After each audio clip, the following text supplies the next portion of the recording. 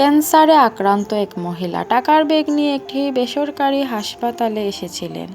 ডাক্তারের কাছে তাকে বাঁচানোর জন্য ভিক্ষা চাইলেন। ডাক্তার তাকে বলেছিলেন যে ক্যান্সার তার শেষ পর্যায়ে পৌঁছেছে এবং কিছুই করা সম্ভব নয়।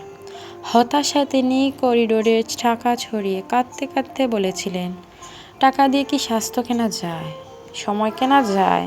জীবন কেনা যায়? এই দৃশ্য আমাদের ভাবতে বাধ্য করে, জীবনের শেষে এসে নয়, আজই বুঝতে হবে কোনটা সত্যিকারের মূল্যবান। টাকার পেছনে ছুটতে ছুটতে যেন আমরা স্বাস্থ্য, সম্পর্ক, সময়, শান্তি আর মানবিকতার মতো অমূল্য জিনিসগুলোকে না হারাই।